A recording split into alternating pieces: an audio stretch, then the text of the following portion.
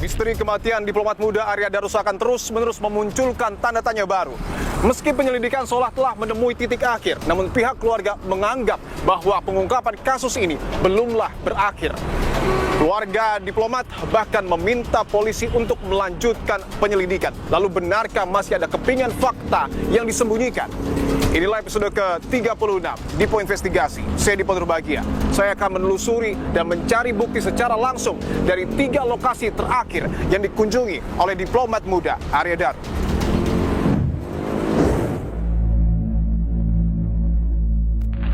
Saudara, saya sudah tiba di Jalan Gondang Dia Kecil. Ini adalah kos dari Arya Darus.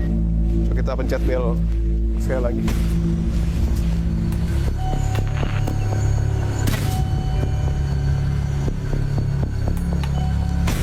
Pak, izin Pak. Dari Kompas TV Pak. Bapak penjaga kosnya Pak. Kita lihat di CCTV pas dibuka itu, lah ini kok buang sampah malam-malam, pas gerimis pula gitu kan? Oh, itu gerimis ya? Iya. Berarti buang sampah malam-malam tuh Pas CCTV-nya kan pas nggak pernah? Nggak pernah.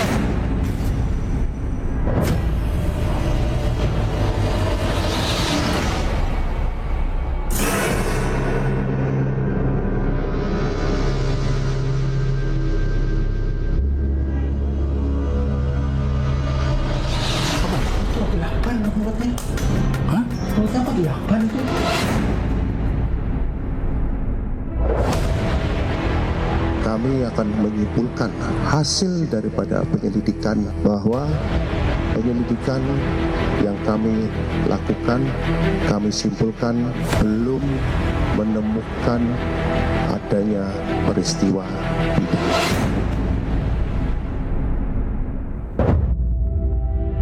Ini belum tuntas ya. Nah, berarti kan masih ada hal-hal yang perlu didalami lagi oleh beliau-beliau para penyidik. Bahwa kami meyakini almarhum tidak seperti itu.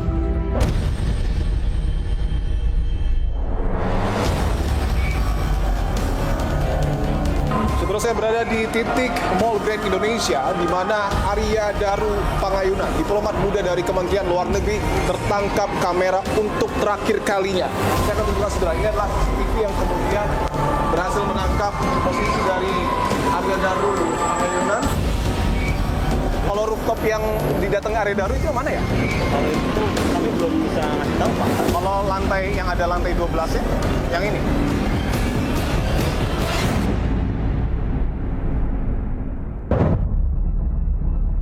Membuang sampah secara hitungannya dalam 1 menit dan kemudian langsung bawa keluar. Kalau orang membuang sampah dengan sebesar itu, betulkah ini sampah atau tidak? Pernah nggak yang berpikir bahwa itu bukan sampah? Tanda tanya baru terus bermunculan. Terlebih ketika Polda menarik kesimpulan bahwa belum ditemukan unsur pidana. Diksi yang digunakan tidak lagi menggunakan kata jenazah atau kemudian almarhum, tapi menggunakan kata korban. Maka dalam konteks kriminologis harus ada opposite-nya, harus ada pelakunya.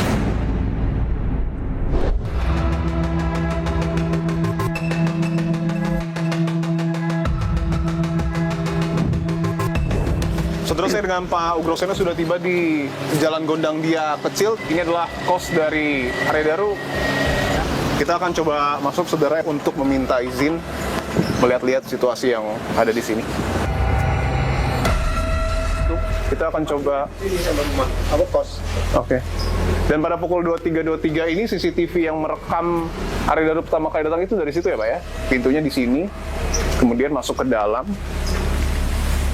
Sepi sekali ya, seperti tidak ada aktivitas sama sekali, tapi kalau dilihat juga sudah tidak ada garis polisi ya di kamar 105 milik Arya Darus. Kita pencet bel sekali lagi.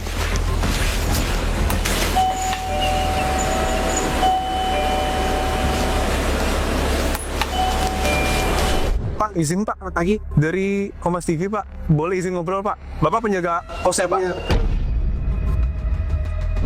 Udah lama penjaga sini Bapak? Saya baru 1,5 tahun Pak. Belum siapa Pak nama? Pak Ugroseno. Wakapolri 2013 Pak.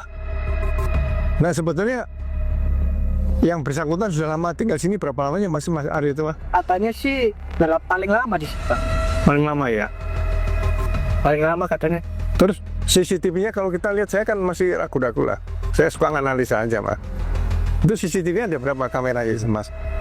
Lamanya ada 15 ini, Pak. 15 ya. Nah, Mas ini yang di video yang pertama kali ngebuka itu kan dia bilang, loh kok dilakban? Mas itu ya? Kok dilakban sih? Hah? Foto, Pak. Apa? Foto dilakban mulutnya. Hah? Mulutnya kok dilakban itu? Loh, Foto, Pak. Saya nggak mau ini.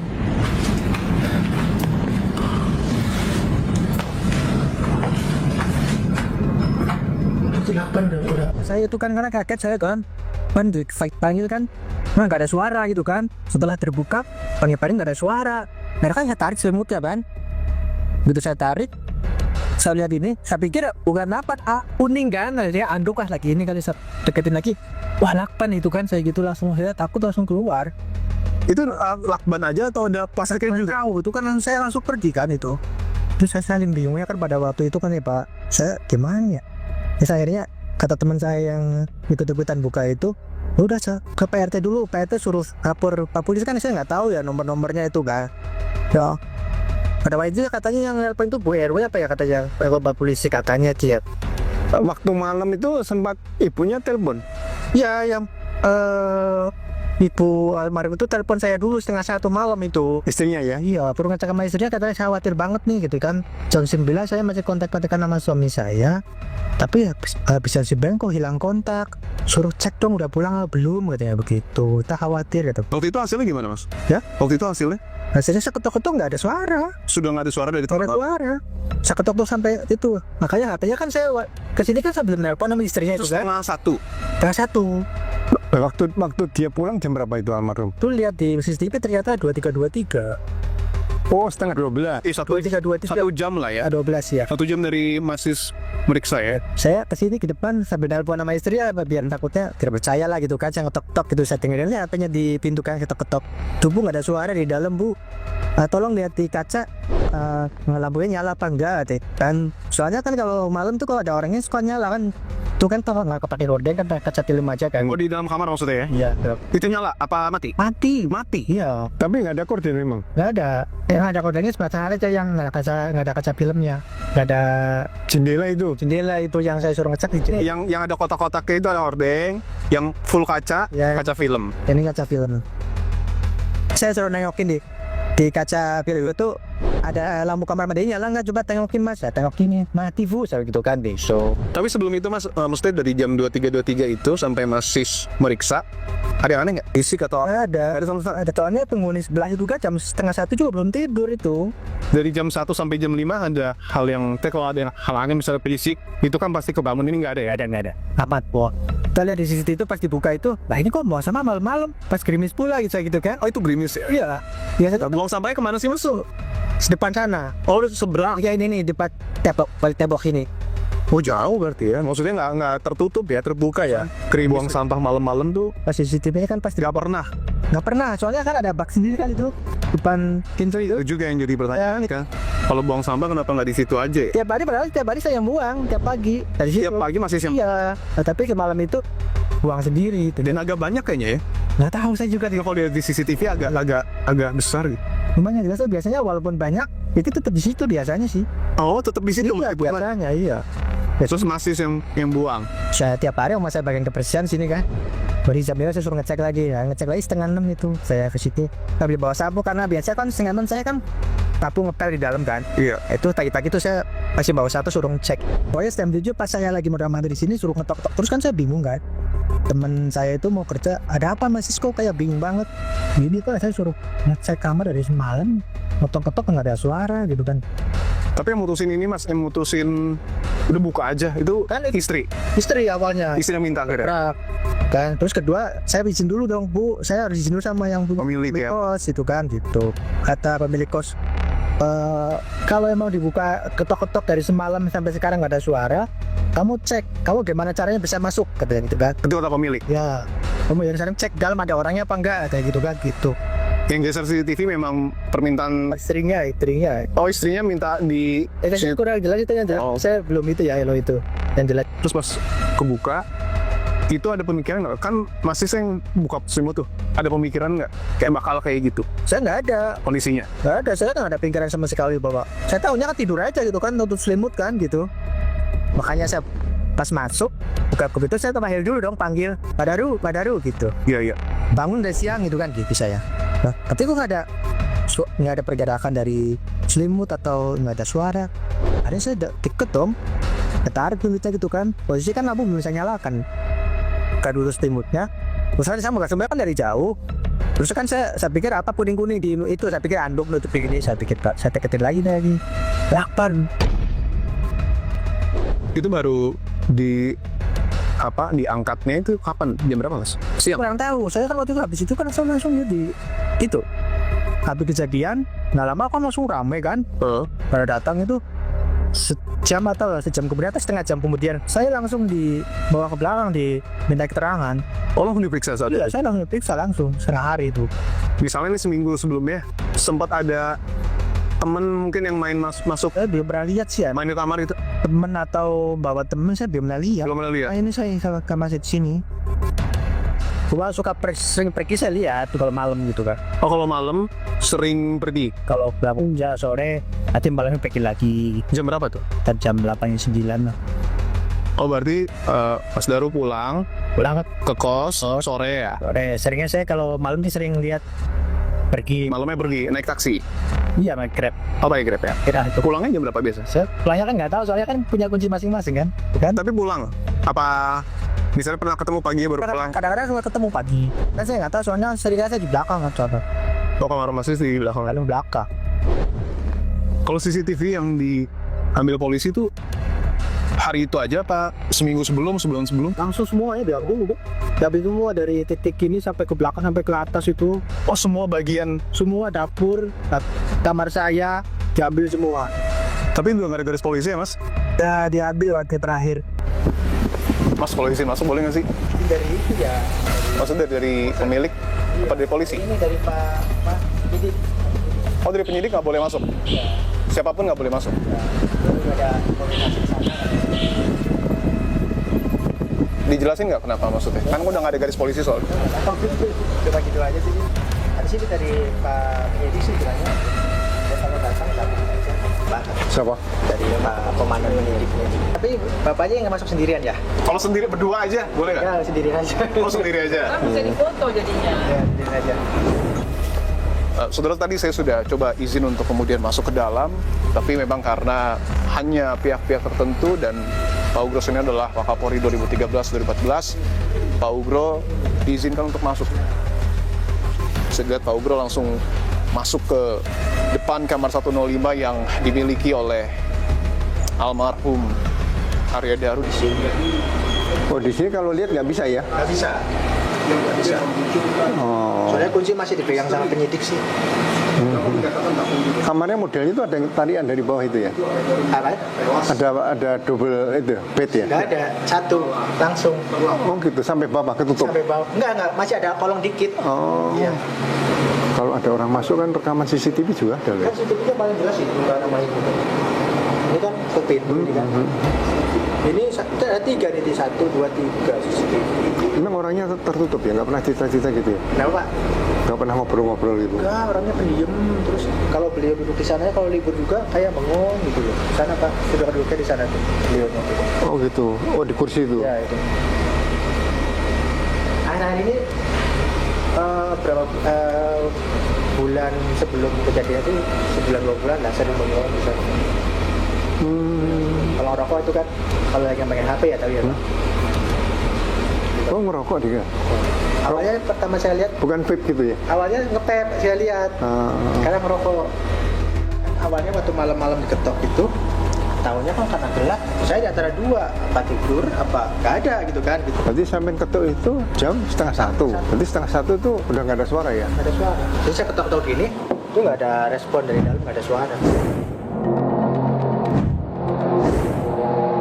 Pak Ugro, tadi Pak Ugro berkesempatan secara langsung masuk ke dalam, Pak. Analisa Bapak setelah melihat TKP kematian Arya Daru seperti apa? Yang saya masih agak belum terjawab ya, kebiasaan dia membuang sampah tadi biasanya hanya di dalam, kenapa di luar? Di luar kebiasaan itu kan tanda tanya itu. Ketika sedang gerimis dan Ya. tidak di dekat area sini, tetapi di luar buang sampahnya. Saya akan tunjukkan saudara bahwa pada pukul 23.23 setelah Arya Daru pulang, 1 menit kemudian pada pukul 23.24 Arya Daru dalam kondisi yang memang gerimis saat itu berdasarkan keterangan dari penjaga kos keluar dengan membawa kantong sampah dan membuang sampahnya di sini saudara. Ini dan pada akhirnya kembali lagi ke dalam. Dan berdasarkan keterangan dari Siswanto, hal tersebut belum pernah dilakukan oleh Arya Daru sebelumnya. Bisa ditunjukkan rooftop yang kemudian didatangi oleh Arya Daru adalah gedung ini.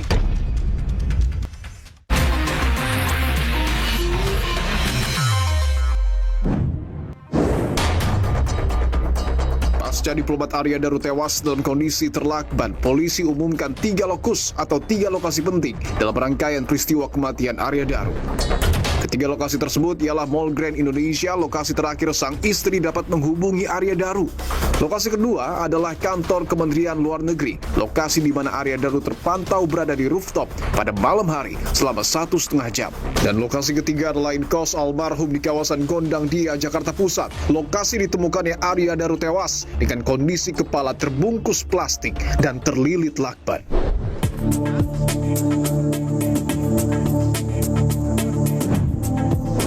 Pak Ugro, kita sudah berada persis di depan dari Mall Grand Indonesia, salah satu lokasi yang menjadi 3 lokasi utama untuk kemudian mengungkap apa yang sesungguhnya terjadi terkait dengan peristiwa kematian diplomat muda Arya Daru. Pak, kita tahu bahwa hasil dari konferensi pers polisi menyebutkan bahwa pada pukul 17.52 Arya Daru bersama dengan 2 rekannya, Dion dan Farah, tiba di Mall Grand Indonesia. Analisa Anda, apakah ada kejanggalan terkait dengan aktivitas mereka di mall ini? Si Dion sama Farah ini kan termasuk saksi kunci juga. Walaupun saksi kunci yang bisa dijadikan petunjuk nih. Saksi kunci? Ya, bukan saksi fakta yang dijadikan terjadi peristiwa di TKP tadi. Di Gondang Dia, di tempat kos ya. Tapi ini kunci yang harusnya dibuka secara terbuka lebar, ya kan? Tapi terjadi karena termasuk ada HP hilang misalnya. HP hilang di mana? Karena masih digunakan nggak selama dia turun bertiga ini. Bagi saya, TKP pertama di wilayah Grand Indonesia ini harus dibuka selebar-lebarnya supaya informasi bisa didapat banyak dari tempat. Kalau kita lihat rangkaian peristiwanya, Dion dan Farah ini bisa dikatakan 2 rekan Arya Daru terakhir yang berinteraksi dengan Arya Daru ya Pak ya? Iya. Dan ketika memang dikaitkan dengan misalnya, mohon maaf, gangguan emosional ataupun gangguan psikis, seharusnya memang informasi Dion dan Farah ini sangat penting. Iya penting karena kita belum tahu berangkat dari mana sebelum di KI ini. Kemudian mereka berpisahnya bagaimana? Apakah Dion sama Farah ini berpisah di sini atau mungkin sama-sama ikut ke di Kementerian Luar Negeri? Oke. Kan itu harus dibuka pada publik. Sehingga kalau misalnya ikut ada indikasi apa, ada motif apa yang bersangkutan mau naik ke rooftop misalnya. Oke. Saya ingin tanyakan juga Pak, sebagai mungkin mantan detektif, penyelidik, bahkan hingga penyidik, dan juga tentu Wakapolri, ketika memang seseorang mungkin dalam tanda kutip kita masih menduga ingin melakukan bunuh diri, tetapi beberapa jam sebelumnya ia menyempatkan untuk datang ke pusat perbelanjaan. Apakah ini suatu hal yang masuk akal? Ya, kalau orang mau bunuh diri, biasanya satu dia tinggalkan wasiat. Dia tidak ingin orang keluarga terus tidak mengetahui. Dia ingin paling tidak kalau ada masalah keluarganya tahu. Penyebabnya juga mungkin tahu di sini. Itu biasanya kalau orang bunuh diri seperti itu. Yang pernah saya tangani loh ya. Ada motif apa? Dia komunikasi di sini kemudian putus. Apakah satu kemungkinan ada ancaman? Ada ancaman? Kemungkinan ya. Karena dia mungkin ada yang kirim WA atau pesan, saya tahu Anda di mana, misalnya gitu. Kemudian ketakutan HP dibuang, ya gitu. Nah, yang kedua, dia mungkin ketahuan kok belanja tadi berangkatnya tidak memberitahu, mungkin istrinya marah dan sebagainya. Artinya menurut Anda, polisi menemukan handphone milik Arya Daru ini menjadi poin penting? Oh iya. Seluruh saya berada di depan dari lobi Arjuna Mall Grand Indonesia. Saya akan konfirmasi kepada pihak pengelola dari Mall GI terkait dengan aktivitas diplomat muda Arya Daru pada Senin 7 Juli 2025, tepatnya pada sore hari. Apakah ada aktivitas yang janggal yang ditemukan saat ini?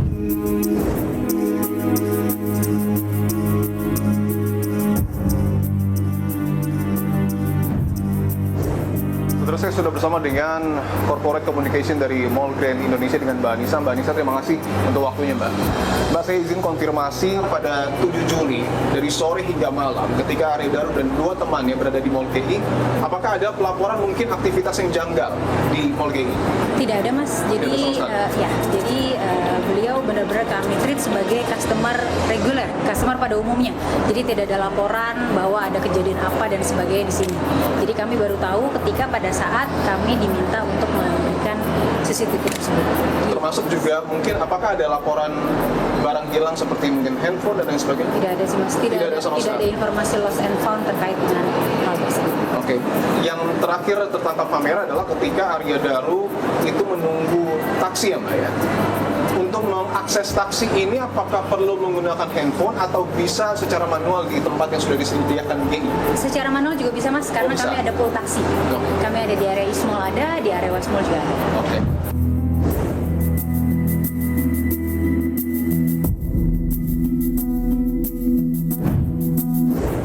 Saya berada di titik Mall Grand Indonesia di mana Arya Daru Pangayunan, diplomat muda dari Kementerian Luar Negeri, tertangkap kamera untuk terakhir kalinya. Saya akan tunjukkan, saudara, ini adalah CCTV yang kemudian berhasil menangkap posisi dari Arya Daru Pangayunan pada saat hendak mengakses taksi di Mall Grand Indonesia. CCTV ini berada persis di depan dari salah satu titik toilet yang ada di Mall Grand Indonesia. Dan posisinya saat itu Arya Daru tercapture ataupun terlihat di posisi saya berada saat ini, saudara, di mana membawa kantung belanjaan dan juga menggunakan tas ransel, kemudian mengakses taksi yang ada di Mall Grand Indonesia. Saya akan tanyakan lagi ke Mbak Anissa. Mbak Anissa, saya ingin tegaskan lagi bahwa betul ini stand ataupun pintu untuk mengakses taksi ya, Mbak ya? Betul sekali. Bukan untuk keluar umum? Bukan.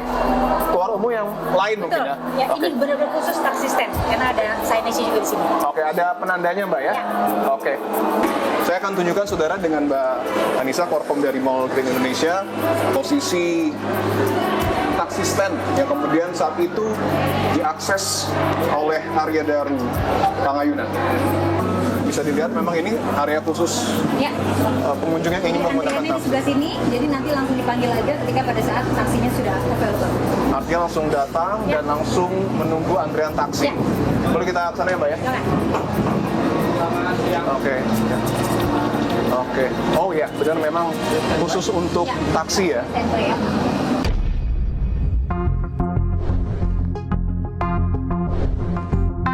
Pak Ugro, saya ingin tanyakan, Pak, ketika Arya Daru sudah selesai berbelanja di Mall Grand Indonesia dan itu sekitar pukul 9 malam, ada informasi bahwa ketika sudah masuk taksi 5 menit kemudian almarhum memutuskan untuk menuju ke kantor Kementerian Luar Negeri.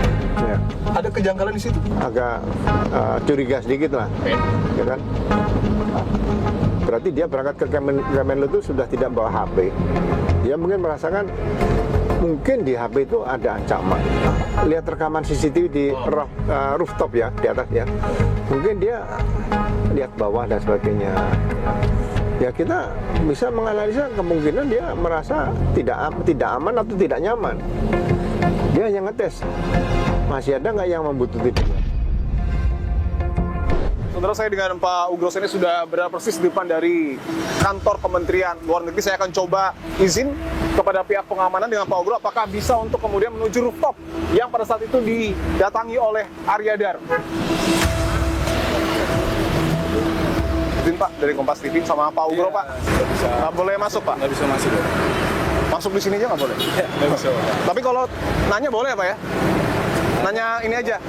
Waktu itu Arya Daru masuk lewat sini berarti, CCTV-nya? Kalau malam masuknya lewat mana? Kurang tahu?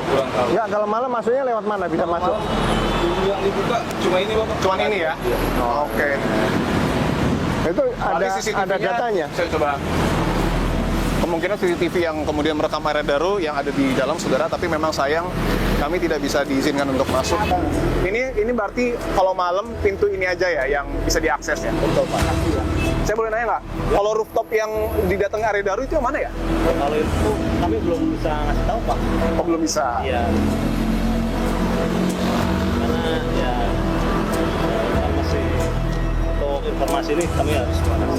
Kalau lantai yang ada lantai 12 ya, yang ini? Oh, yang ini ya? Oke. Sisanya berarti bukan lantai 12? Iya. Oh, oke. Ini gedung utama, Mas? Oh, oke. Terus saya dengan Pak Ugro tadi tidak bisa masuk ya, Pak ya? Iya. Sayang sekali tidak bisa masuk. Tapi ada satu keterangan penting yang tadi disampaikan oleh security setempat bahwa bisa ditunjukkan kemungkinan besar rooftop yang kemudian didatangi oleh area daru adalah gedung ini, gedung utama. Karena berdasarkan keterangan dari pihak pengamanan atau security, ini adalah satu-satunya gedung yang berlantai 12. Artinya kemungkinan besar area daru pada malam hari 7 Juli 2025 datang ke rooftop yang tadi Anda lihat, saudara. Saya mencoba meminta izin kepada pihak Kementerian Luar Negeri untuk menuju ke rooftop, namun pihak Kemlu tidak memberikan izin. Sementara itu, melalui keterangan tertulis, Kementerian Luar Negeri mengapresiasi penyelidikan yang dilakukan oleh Polda Metro Jaya dan para ahli yang dilibatkan selama penyelidikan. Kementerian Luar Negeri juga menghargai atensi serta berbagai masukan yang disampaikan oleh semua pihak, dan Kemlu berada di pihak keluarga dalam menghadapi masa sulit ini. Betulkah ini sampah atau tidak? Analogi semuanya mengatakan itu sampah. Pernah nggak yang berpikir bahwa itu bukan sampah?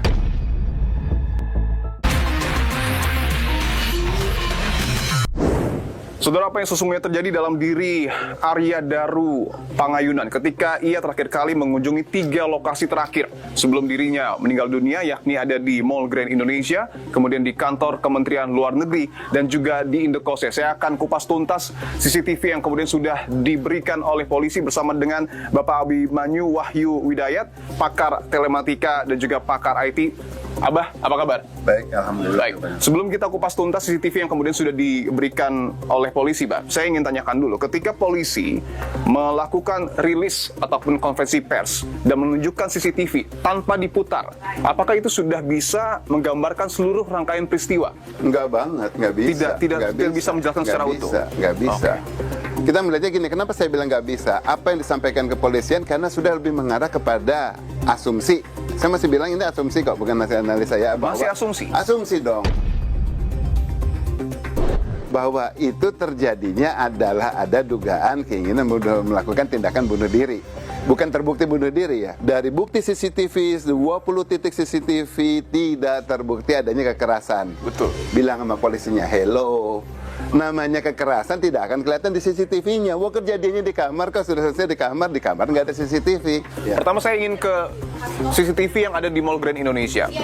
Kenapa ini menjadi penting? Karena ini adalah lokus pertama sebelum Arya Daru meninggal dunia. Ada bukti rekaman CCTV pada pukul 17.52, ini pada tanggal 7 Juli 2025, sore hari, terlihat ada Arya Daru bersama dengan kemungkinan besar adalah 2 rekannya, bernama Dion dan juga Farah. Ini adalah rekaman lainnya, Bah. Pukul 18.00, di sini juga terpantau korban menggunakan bahasa korban. Arya Daru bersama dengan Dion tertangkap kamera. Oke. Kemudian juga di sini ada pada pukul sekitar 19 di gedung arah salah satu juga tenan yang ada di sana. Selanjutnya pada pukul kurang lebih 21, kalau kita baca antre taksi Bluebird, korban membawa tas gendong dan tas belanja sesuai dengan keterangan saksi bahwa korban salah mengirim pesan WhatsApp. Apa yang kemudian Anda maknai dari keseluruhan CCTV yang kemudian sudah disampaikan oleh polisi? Ini udah nggak lengkap. Sudah tidak lengkap. Kenapa? Sekarang pagi hari masih bekerja nggak? Masih. Berarti sebelum ke GI, Plaza GI masih di Kemenlu. Ya kan? Nah, sekarang adakah rekaman dari CCTV Kemenlu? Dia keluar dari Kemenlu yang terakhir sebelum sampai di GI jam berapa? Oke. Hal itu penting karena apa? Adakah keterlibatan orang lain untuk kegiatan dia di sini? Ya, nah kemudian kita lihat kegiatan dia yang bersangkutan itu sampai ada ke Ya, itu barang-barang baju. Biasanya rata-rata wanita. Kemudian ada nah, hubungan apa seorang pria umpamanya di sini dengan wanita, berarti kan di situ memang ada kepentingan nih. Dia mau ke sana karena ketemu sama orang. Berarti untuk bukan ketemuan, bukan kegiatan-kegiatan intelijen ataupun ya dia benar-benar halnya masih yang biasa saja. Hiburan mungkin bisa dikatakan. Iya, masih bisa kayak gitu ya, hiburan. Dan dari sana harusnya kalau kelihatan dari videonya, dari langkah-langkahnya segala harusnya termonitor. Kenapa? Dengan demikian bisa kelihatan kalau jalannya masih semangat kayak gimana, kemudian setelah sampai di situ pulangnya dia lesu, ada kemungkinan bukan cuma capek, tetapi kemudian ada suatu berita, informasi yang bikin dia kemudian aduh jadi patah hati, patah semangat banget, atau kayak gimana, sehingga membuat dia kemudian kita tahu apa yang membuat dia kalau dengan skenario-nya meninggalkan melepaskan nyawanya. Kita akan lanjut bahas di kantor Kementerian Luar Negeri. Saya akan bahas satu-satu, Bah. Yang pertama ini adalah gambar CCTV pada pukul kurang lebih 21, mungkin sekitar 30 ya, setengah 10. Tulisannya adalah berdasarkan CCTV pos 1 Kemenlu, korban berlari mengarah ke gedung Kemenlu dengan membawa tas gendong dan tas belanja. Kemudian gambar selanjutnya, berdasarkan CCTV di lantai 12 Kemenlu, korban menuju rooftop gedung Kemenlu dengan membawa tas gendong dan tas belanja sesuai dengan keterangan saksi. Selanjutnya, nah ini adalah gambar korban ya yang memang berada di rooftop Kementerian Luar Negeri. Nah, sebelum saya membahas soal korban yang kemudian turun, saya akan tunjukkan satu video. Ini adalah video korban ketika berada di rooftop dan memang kalau dilihat sempat melihat ke bawah. Iya. Oke, saya ingin tanyakan, Abah, ketika tadi dinarasikan bahwa korban masuk ke gedung Kementerian Luar Negeri dengan keadaan berlari, kemudian ketika di rooftop ia seperti memantau kondisi di bawah. Apa yang bisa Anda analisa? Berlari harus dilihat cuaca pada saat itu. Misalnya rintik ataupun apa, mungkin jadi berlari. Ya kan, jangan sampai kena hujan walaupun cuma rintik. Nah, apakah ada bukti bahwa sejak dia kembali dari GI, kedua tas itu yang dia beli, dia bawa? Ya, kalau memang dia juga membawa tas tersebut kan kelihatan di ininya, di CCTV waktu naik taksi. Inilah bukti kelalaian pihak Kemenlu dan kemudian kelalaian Barreskrim dalam menayangkan informasi. Kenapa? Ini daerah yang harusnya safety. Ya, tidak boleh publik mengetahui hal ini. Artinya yang di rooftop ini sebenarnya tidak boleh diungkap ke publik? Justru yang ini nggak boleh diungkap ke publik karena ini daerah itu sangat sensitif. Ini bicara akses ya. Kenapa? Jangan dipotong ya. Kita ngelihatnya sekarang di sini. Di atas di sini ada helipad. Saya tahu dari citra satelit setelah melihat gedung ini, ngelihat gimana sih posisi gedung ini gitu ya. Kemudian sampai dia ada rekaman di sini pun, posisi di sini saya melihat, mencari kira-kira posisi kameranya itu ada di mana untuk ngelihat ke arah yang dari sini.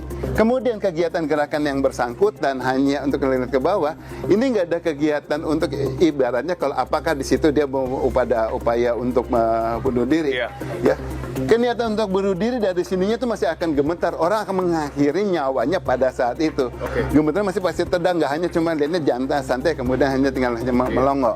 Dia ke atas membawa tas, turun tidak membawa tas.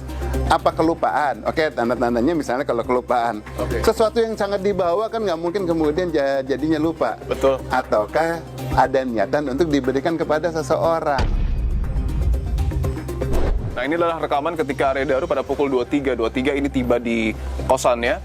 Kita akan saksikan dia langsung menggunakan kartu akses yang memang menjadi kunci dari kamar kosnya dan dimiliki juga aksesnya sama di semua kamar kos. Saya sudah konfirmasi. Tidak lama berselang, kurang lebih 1 menit, Arya Daru langsung keluar membawa kantung yang diduga adalah sampah, menutup pintu dan langsung menuju keluar. Dari aktivitas ini, Bah, ya mungkin bagi sebagian orang menganggapnya adalah aktivitas biasa, tapi analisa Abah seperti apa?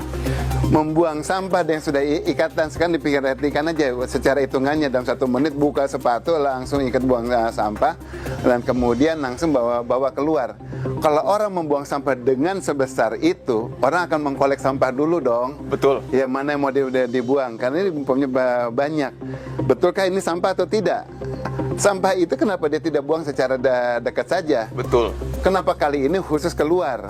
Nah, ini jadi situ tanda tanya. Analogi semuanya mengatakan itu sampah. Pernah nggak yang berpikir bahwa itu bukan sampah? Oke. Kalau dibilang sampah karena polisi telah memeriksa, katanya memeriksa isinya ya. Ya meriksanya kapan? Bukan pagi harinya kan? Setelah mungkin agak siangannya lagi, setelah polisi dari Polda memeriksa semuanya konten ini dan dihubung-hubungkan semua kejadiannya. Saya akan tunjukkan, Mbak. Ketika tadi adalah rekaman CCTV yang kemudian sudah terpantau oleh publik, dan ada satu rekaman lagi yang bersumber dari HP ketika pintu itu dibuka dan Arya Daru pertama kali ditemukan tewas terlakbat.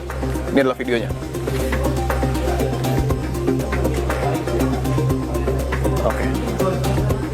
Ini penjaga kos yang pertama kali membuka selimut dan di situ sudah terlihat Arya Daru dalam kondisi terlakban. Analisa Anda seperti apa? Oke, analisa di sini setidaknya dari konten tersebut tidak ada editan. Tidak ada editan. Jadi kalau kita kan secara digital forensik, selain dari kejadian, kita mesti melihat juga apakah terjadi rekayasa konten. Tetapi dari posisi ini, apakah pihak kepolisian tinggal bisa melihat pada saat seorang sudah mulai sesak, sempatkah dia setelah menutupin gini, tercover gini, kemudian menutup mukanya dengan selimut.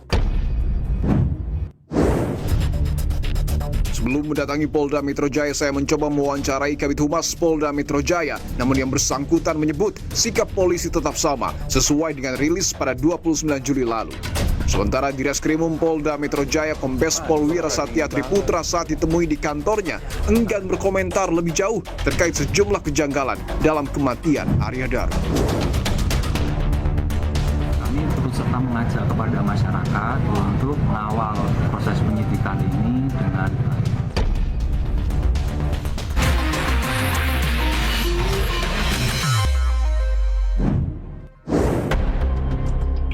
Misteri kematian diplomat muda Kementerian Luar Negeri Arya Daru Pangayunan seolah terjawab. Polda Metro Jaya ungkap tak temukan adanya keterlibatan pihak lain. Berbagai kejanggalan menyisakan banyak tanya di benak publik. Kasus ini viral di jagat maya sejak Arya Daru ditemukan tewas dengan kondisi kepala terlakban. Mengutip dari lembaga analitik Big Data Evlo, kematian Arya Daru mendapat atensi tinggi di media sosial. Platform X, jumlah views konten soal kematian Arya Daru mencapai 14 juta. Sementara pada platform YouTube, viewsnya mencapai 22 juta. Di platform Instagram, total viewsnya 29 juta. Serta platform TikTok, jumlah pemutaran video mencapai 383 juta. Perbincangan soal penyebab kematian Arya Daru usai pengungkapan yang dilakukan oleh polisi pada 29 Juli lalu juga mendapat sorotan publik yang cukup tinggi. Terdapat 42.000 percakapan pada media sosial TikTok. Menurut pendiri Evlo Dudi Rudianto, sebanyak 70% masyarakat bisa menerima hasil pengungkapan polisi, sementara 30% lainnya masih berharap ada temuan baru dari kasus ini. Malam sebelum ditemukan tewas, Arya Daru pergi berbelanja di Mall Grand Indonesia bersama dua orang temannya, Dion dan Farah. Namun tidak diketahui apa percakapan mereka. Usai berbelanja, Arya Daru hendak pulang menggunakan taksi, namun tak sampai 5 menit, diplomat muda berusia 39 tahun ini mengganti rute menuju kantornya di Kementerian Luar Negeri. Saat menunggu taksi yang ia pesan, ia sempat salah mengirimkan pesan WhatsApp, namun polisi tidak memberikan keterangan terkait hal ini. Esoknya saat ditemukan tewas, kepala Arya Daru ditutupi plastik dan dilakban kuning. Penjaga kos dan seorang lainnya membuka kamar sesuai permintaan istrinya yang tak berhasil mengontak Arya Daru. Dari sejumlah bukti yang disita polisi di TKP, temuan alat kontrasepsi dan pelumas mengandung tanya karena tak ada penjelasan pasti dari polisi soal keterkaitan bukti ini dengan kasus yang terjadi. Teka-teki lakban kuning yang masih tersegel dan diperlihatkan oleh polisi juga mengundang tanya. Hingga polisi mengumumkan kasus ini, keberadaan ponsel yang digunakan Arya Daru sehari-hari belumlah ditemukan. Istri Arya Daru terakhir menghubunginya sekitar pukul 8:30 malam saat ia masih berada di mall. Menurut polisi, ponsel ini terdeteksi di mall dalam kondisi mati. Lalu bagaimana hasil pemeriksaan dengan provider telepon seluler Arya Daru? Polisi tidak merincinya. Meski polisi menyatakan belum ditemukan keterlibatan pihak lain dalam tewasnya Arya Daru, pihak keluarga meminta polisi untuk melanjutkan penyelidikan. Saat ini ya kita masih masih membahas di dalam keluarga. Makanya kami terus serta mengajak kepada masyarakat untuk mengawal proses penyidikan ini dengan baik. pengungkapan polisi belum sepenuhnya menjawab kecurigaan publik terutama keluarga. Sejumlah kejanggalan belum terungkap. Benarkah masih ada kepingan fakta yang disembunyikan? Saudara, saya sudah bersama dengan Luki Nur Hadianto, kriminolog dari Universitas Budi Luhur. Mas Luki, apa kabar Mas? Kabar baik. Siap. Mas Luki, kita tahu bahwa Polda Metro Jaya sebelumnya sudah memberikan rilis terkait dengan misteri kematian Arya Daro, tetapi tanda tanya baru terus bermunculan. Terlebih ketika Polda menarik kesimpulan bahwa belum ditemukan unsur pidana. Anda memaknainya seperti apa? Ya, ini menjadi menarik ya saat kemudian kita berpikir bahwa scene ini menjadi diksi endgame, maka tentu akhirnya dengan rilis tersebut akhirnya menjadi next season berikutnya. Ada dua aspek yang kemudian bisa kita soroti. Yang pertama adalah diksi yang digunakan tidak lagi menggunakan kata jenazah atau kemudian almarhum, tapi menggunakan kata korban. Maka dalam konteks kriminologis kita bisa tafsirkan, maka harus ada opposite-nya, harus ada pelakunya. Meskipun misalkan dalam konteks jika memang ini terindikasi misal tidak ada unsur pidana, maka tentu pelakunya ada diri sendiri. Tapi di sisi lain, jika memang ada unsur pidana, maka perlu dihadirkan pihak ketiga kemudian melalui pembuktiannya. Yang kedua adalah kemudian ruang tafsir menjadi lebih beragam lagi. Yang tadi kita sudah mengarahkan pada suatu kesimpulan yang memang menjurus dengan ada satu indikasi tertentu, kita diberikan lagi pemahaman-pemahaman bisa jadi ada keterlibatan atau bahkan ada intervensi dari pihak lainnya. Oke, artinya ketika polisi menggunakan diksi yang pertama adalah korban, kemudian juga belum ditemukan unsur pidana, artinya potensi unsur pidana ada di dalam kasus ini masih terbuka? Saya pikir masih terbuka cukup lebar, bahkan semakin lebar saat kemudian presisi ini menjadi suatu perbincangan di depan publik. Maka tentu diksi yang bisa kita kemudakan kemudian adalah anomali apa kemudian yang bisa terjadi berikutnya. Pada pukul 23.23 pada saat Arya Daro tiba di indekosnya, berselang 1 menit 23.24 ia membuang sampah, dan saya sudah konfirmasi kepada penjaga kosan itu adalah perilaku yang tidak pernah dilakukan oleh seorang Arya Daro. Analisa Anda? Ada suatu ketenangan, ada sesuatu hal yang kemudian ingin dia tutupi saat dia membuang sampah di malam hari tersebut. Meskipun memang indikasinya mengarah kepada bagaimana suatu hal yang bersifat sangat privasi atau bahkan sangat personal, tapi di sisi lain kecenderungan inilah yang mengindikasikan ada ingin dia sembunyikan dari sorotan kamera atau bahkan sorotan CCTV yang merekam 24 jam.